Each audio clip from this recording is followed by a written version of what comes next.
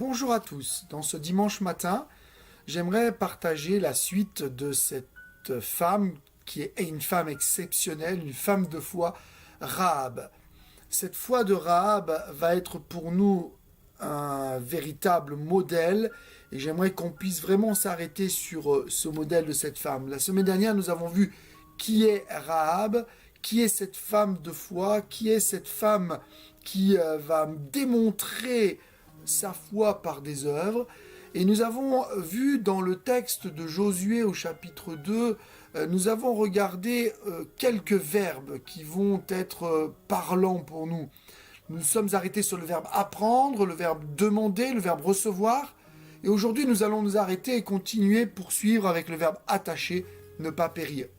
Apprendre, en fait, cette femme prostituée de la ville de Jéricho, cette femme qui peut-être est exclue et délaissée, va changer de vie parce qu'elle a eu la foi, elle a appris par connaissance ce qui a été fait par le peuple d'Israël et ce que Dieu a fait, notamment pour son peuple, le faire sortir d'Égypte, traverser le Jourdain, ces choses extraordinaires et tous ces miracles, et elle va mettre sa foi dans le Dieu Tout-Puissant et se dire certainement que je peux être sauvé. Elle a demandé le secours, elle a demandé comment être sauvée aux espions, aux messagers, aux envoyés qui étaient là pour proposer la paix, et elle a obtenu, elle a reçu le salut en accrochant ce cordon rouge à sa fenêtre qui va être le lien vraiment avec le peuple d'Israël et avec son salut. Aujourd'hui, nous pourrons poursuivre et continuer dans cette étude. Et j'aimerais relire avec vous le texte, ce verset où l'on parle de Rahab, notamment dans le livre des Hébreux, lettre aux Hébreux au chapitre 11 et au verset 31. Hébreux chapitre 11, verset 31. C'est par la foi que Rahab la prostituée ne périt pas avec les rebelles, parce qu'elle avait reçu les espions ou les messagers avec bienveillance. Voilà la foi de Rahab qui est ici présentée une fois de plus par l'auteur de l'Épître aux Hébreux, et nous allons pouvoir nous attacher finalement à ces quelques remarques. Nous avons vu ici le verbe attacher dans le livre de Josué. Ce verbe attaché est exprimé dans cette partie du texte de Josué que nous avons lu la semaine dernière. Lorsqu'elle dit « Donnez-moi l'assurance que vous laissez vivre mon père, ma mère, mes frères et mes sœurs », Josué 2, 13, « et tous ceux qui leur appartiennent, et vous nous sauverez de la mort. » Et ces hommes lui répondirent « Nous sommes prêts à mourir pour vous, si vous ne divulguez pas ce qui nous concerne.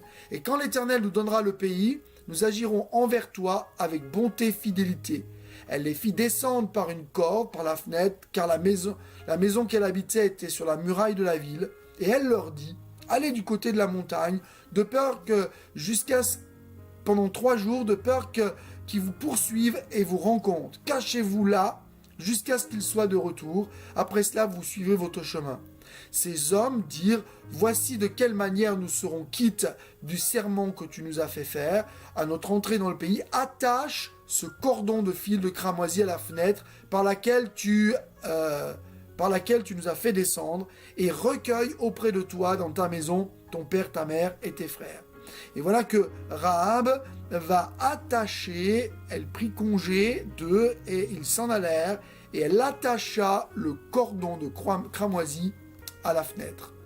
Voilà ce qu'elle a pu faire. Cette femme, elle a attaché. Ce verbe attacher va être pour nous quelque chose d'important, va être la suite de notre étude. Ce fil rouge, a été attaché à sa fenêtre.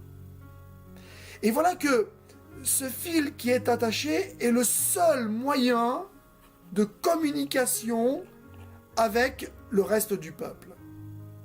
Ce verbe traduit bien ce qu'il veut dire. Il complète ce que le mot fil suggère.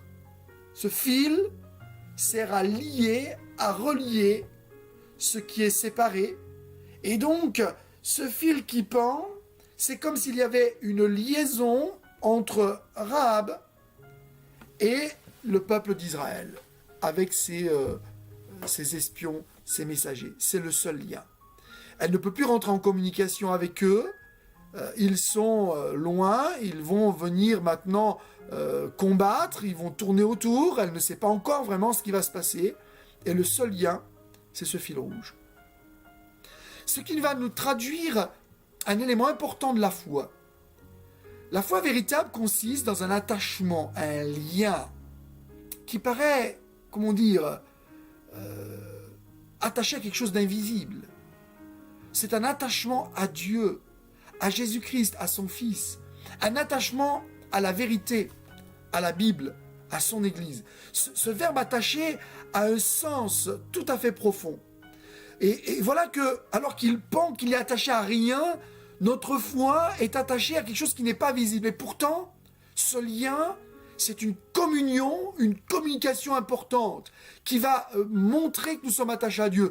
Je vous ai dit la semaine dernière que le rouge, c'était le sang de Jésus, le sang qui a coulé il y a 2000 ans. Et cette foi que je mets dans la perfection du sacrifice de Jésus, c'est vraiment quelque chose qui va être là, ancré dans mon cœur. C'est une foi qui montre que je suis attaché à Dieu, à son Fils, à la vérité de la Bible, et je suis attaché à son Église. Rahab n'avait pas que des paroles. Ces paroles que les envoyés ont dites, il y avait ce fil rouge qui en était la preuve, qui a été donné par les messagers. De la même façon, Dieu a donné son Fils unique pour que nous puissions, par son sacrifice, être attachés à la vérité, attachés à lui. Tout repose sur la loyauté et la fidélité de ces messagers, comme tout repose dans la foi sur la loyauté et la fidélité de Dieu. N'oubliez pas ce qu'ont dit ces hommes, ces messagers à Rahab. Nous sommes prêts à mourir pour vous, si vous ne divulguez pas ce qui nous concerne. De la même façon, Dieu s'est engagé et il est mort pour nous. Dieu était dans le Christ, réconciliant le monde avec lui-même.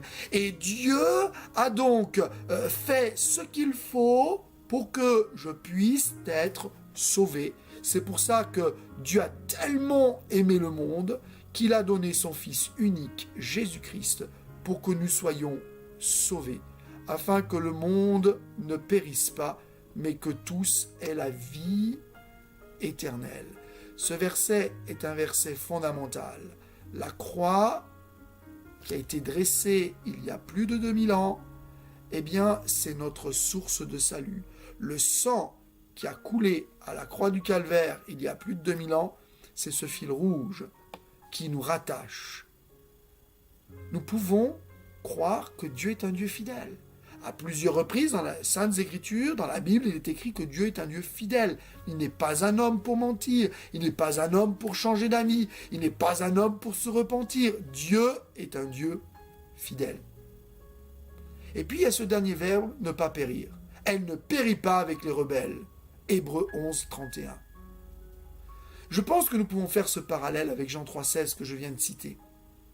Car Dieu a tellement aimé le monde qu'il a donné son Fils unique, Jésus-Christ, afin que quiconque croit en lui ne périsse pas, mais qu'il ait la vie éternelle. Dieu, en effet, n'est pas venu pour juger le monde, mais pour sauver le monde. Quiconque croit en lui et la foi, comme Rahab, ne périsse pas, mais qu'il ait la vie éternelle.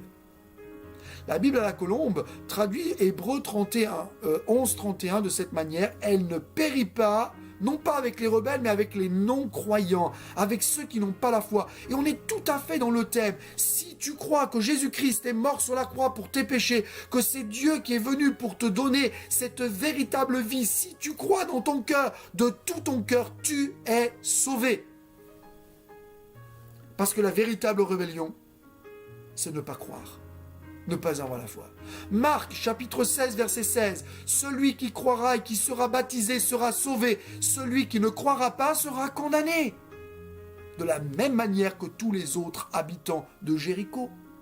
Le monde d'aujourd'hui simplement vit sous cette, justice de Dieu, mais Dieu, dans son amour, a choisi de venir envoyer des messagers. Le premier, c'est Jésus-Christ. Tous les apôtres, les disciples, et à travers les siècles, tous les disciples de Jésus, tous les croyants, tous les chrétiens, ce sont ceux qui vont annoncer que la justice de Dieu a été accomplie une fois pour toutes à la croix et qu'il y a un moyen de salut, ce cordon rouge, ce sang de Jésus. Celui qui croira et qui sera baptisé sera sauvé. Amen.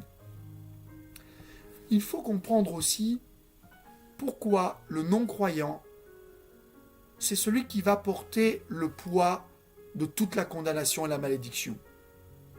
En effet, pour Dieu, c'est pas, et on en a parlé la semaine dernière, c'est pas la valeur du plus grand péché ou plus petit péché, c'est pas parce que Rahab était une prostituée qu'elle a fait n'importe quoi, c'est pas parce qu'on est montré du doigt, c'est pas parce qu'on a fait aux yeux des gens des valeurs de péché qui sont horribles, qui sont terribles, ce n'est pas ça. Écoutez bien ce que dit l'Écriture. Et ça m'a toujours touché. Quand on lit le texte et l'histoire de Saül dans 1 Samuel 15, au verset 23, quand Dieu va rejeter le roi Saül pour choisir ce jeune garçon David à la place pour roi, il dit ceci, car la désobéissance est aussi coupable que la divination. La résistance à Dieu ne l'est pas moins que l'idolâtrie et les téraphim, les idoles. Puisque tu as rejeté la parole de l'Éternel, il te rejette aussi comme roi. Si nous rejetons la promesse de Dieu, la paix que Dieu veut nous faire par Jésus-Christ, il nous rejette comme ses enfants. Et ça, c'est quand même quelque chose qui doit nous parler. C'est quand même quelque chose qui doit véritablement nous interpeller. Nous ne voulons pas être rejetés par Dieu. Nous voulons véritablement qu'il puisse nous sauver. Mais voilà que Rahab va mettre sa foi dans cette simple parole, va mettre sa foi dans ce moyen de communication, va mettre sa foi dans ce qui lui a été annoncé. Et maintenant, j'aimerais terminer et conclure par les conséquences de la foi de Rahab, qui va être les mêmes pour nous. Les conséquences pour notre vie aujourd'hui de notre foi sera la rédemption et l'adoption. C'est ce qui va se passer pour Rahab. Dans Josué 6, au verset 25, il est écrit que Josué laissa la vie à Rahab et à la maison de son père. Sa famille a eu la même foi parce qu'ils sont venus sous le toit. Ils ont été protégés.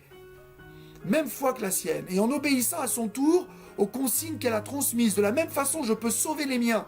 Je peux sauver ma famille, je peux sauver mes voisins, je peux sauver mes collègues, tout simplement en les incluant dans cette foi, en les amenant dans cette foi, sous cette protection divine, par la prière, par la lecture de la parole de Dieu. Les conséquences, c'est que non seulement elle est sauvée, mais que toute sa famille va être sauvée. Soyons des artisans de salut pour nos familles. Non seulement elle sauve les siens, mais il y a ce que j'appelle la conséquence de la rédemption. La rédemption est un mot peut-être compliqué, qui est moins utilisé aujourd'hui, mais qui veut dire repartir à zéro. J'aime cette expression repartir à zéro. Il y a un de nos vieux cantiques qui nous dit que l'on peut repartir à zéro. Et ça, c'est quelque chose d'intéressant. La rédemption, pouvoir commencer une nouvelle vie.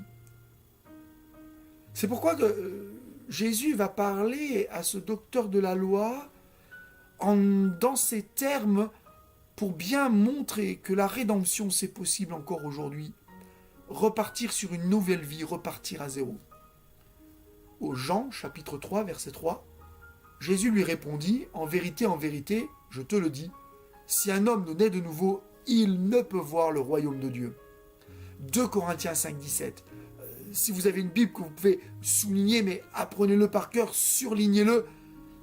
2 Corinthiens 5, 17, si quelqu'un est en Christ, il est une nouvelle créature, les choses anciennes sont passées, voici, toutes choses sont devenues nouvelles.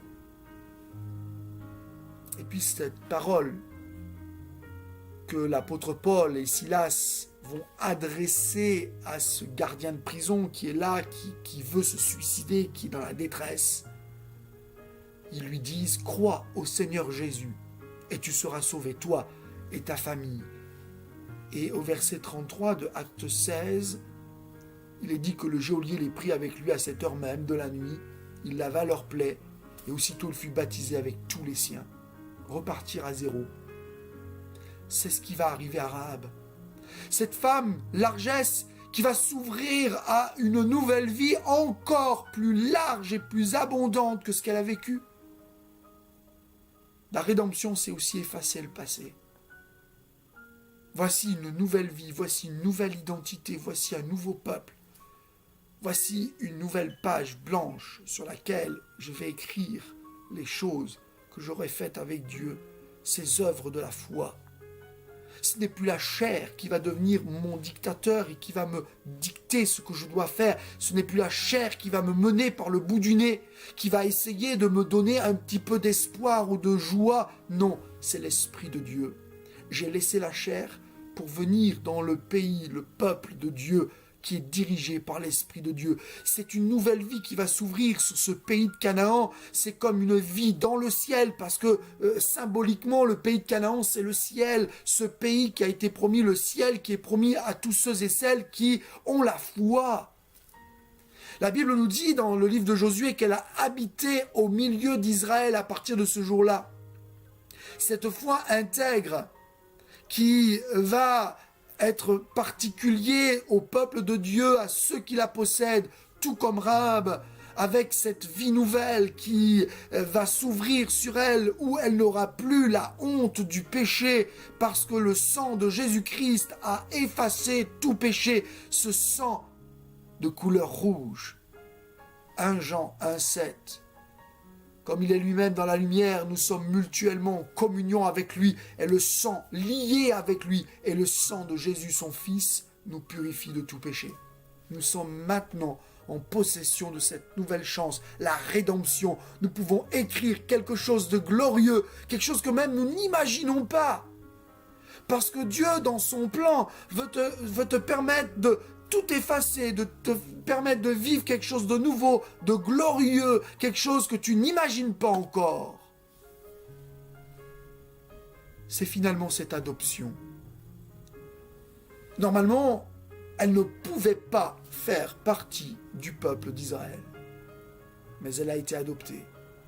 Elle va en faire partie pleinement. Cette plénitude va se réaliser par le fait qu'elle ne quittera jamais, elle va se marier dans le peuple d'Israël, et il est écrit que Salmon engendra Boaz de Rahab. Elle s'est mariée dans le peuple d'Israël, dans la tribu de Juda. Elle a été acceptée et voilà que Boaz va naître de cette union. On retrouve Boaz dans le livre des Juges quelques années plus tard. Rahab est entrée même dans une généalogie du peuple de Juda. Et quand vous lisez cette généalogie de Boaz qui va se lier à Ruth, aussi une étrangère, moabite, de cette union va naître Obed, un petit garçon qui sera le grand-père de David, le grand roi. David? Mais il me semble que David, dans l'évangile de Matthieu, au chapitre 1er, verset 5, dans cette généalogie où l'on voit Rahab intervenir, David, c'est cette généalogie qui va donner naissance au Christ Jésus. Voilà une histoire glorieuse, alors qu'elle était rejetée, montrée du doigt. Cette rédemption, cette adoption va permettre à Rahab de rentrer dans un plan beaucoup plus glorieux. Elle fait partie de la généalogie du Christ. Waouh! C'est une référence pour nous. Si une femme qui a eu une simple foi va entrer dans une dimension glorieuse de son avenir, de ce que Dieu veut planifier pour elle, il en est de même pour chacun d'entre nous, pour toi, pour moi. Toujours dans l'Épître aux Hébreux, chapitre 11, verset 6, il est dit « Sans la foi, il ne saurait être question d'être agréable à Dieu. » Si quelqu'un s'approche de Dieu pour entrer en communion, en communication avec lui, il faut bien qu'il croie d'abord de son existence et qu'il a la conviction que Dieu récompense ceux qui le cherchent. de tout leur cœur comme Rahab. Adoptés par le peuple, instruments de bénédiction, enfants de Dieu, voilà le plan que Dieu a pour toi. C'est pourquoi dans l'évangile de Jean, au chapitre 1er, au verset 12, il est dit ceci: à tous ceux qui l'ont reçu, à ceux qui croient en son nom, elle a donné le pouvoir de devenir enfant de Dieu. Le pouvoir t'est donné par la foi dans le Christ Jésus, dans ce qu'il est accompli, dans la foi, dans la parole de Dieu, dans la Bible. Ça paraît si simple, la foi dans quelque chose que on a du mal à toucher, à palper, parce que c'est comme ce cordon rouge qui est pendu à la fenêtre. C'est quand même quelque chose d'inexplicable. Comment expliquer que finalement Rahab a mis sa foi dans ce simple fil, dans la parole que leur a donnée ses messagers? La foi dans la Bible, la foi dans le Christ Jésus venu il y a 2000 ans pour donner sa vie, c'est quelque chose de fou, c'est la folie. La prédication de la croix, dit l'Écriture sainte, est une folie pour ceux qui meurent. Mais c'est la sagesse de Dieu pour ceux qui vont avoir la foi et qui vont croire. Et je crois que nous avons besoin, nous aussi, de réaliser que cette foi toute simple peut nous faire tourner la page. À tous ceux qui l'ont reçu, à ceux qui croient en son nom, Jean chapitre 1, verset 12, elle a donné le pouvoir de devenir enfants de Dieu, lesquels sont nés non du sang, ni de la volonté de la chair, ni de la volonté de l'homme, mais de la volonté de Dieu. Ce que Dieu veut, c'est adopter. Et tu peux dire, je suis enfant de Dieu. Je fais partie du peuple de Dieu. Je suis comme Rahab, j'ai été racheté, j'ai une page nouvelle. Je vais vivre des choses extraordinaires avec Dieu. Romains 8, verset 16. Comment peux-tu en être sûr? C'est ça. Romains 8, 16. L'Esprit lui-même rend témoignage à notre esprit que nous sommes enfants de Dieu. Entendez bien cette parole. C'est la volonté de Dieu. Il vous aime, il t'aime, il veut te racheter, te laver, t'apporter une nouvelle vie. Alléluia! Une nouvelle chance. Il t'adopte. Dis ce matin à Dieu, tu es mon Père. Tu es mon Père. Abba Père.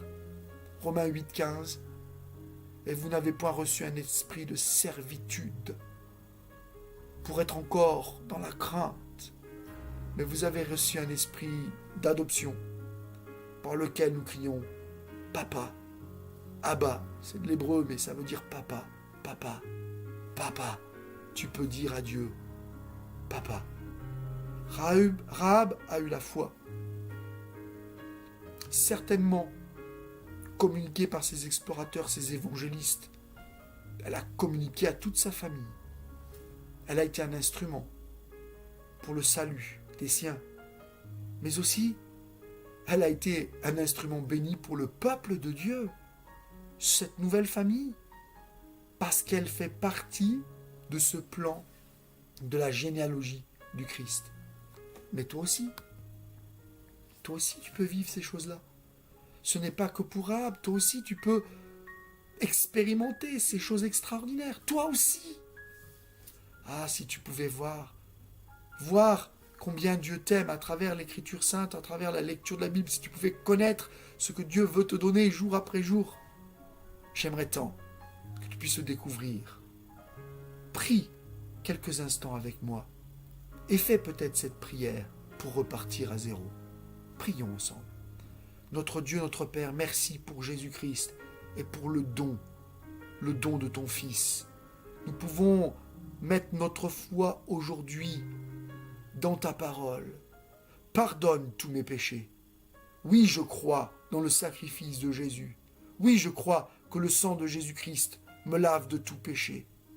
Oui, Seigneur, je veux partir et recommencer à zéro. Merci de m'adopter et de m'introduire dans ta famille. Papa, je t'aime en retour et je peux dire avec assurance, je suis enfant de Dieu. Passez une bonne semaine, que Dieu vous bénisse.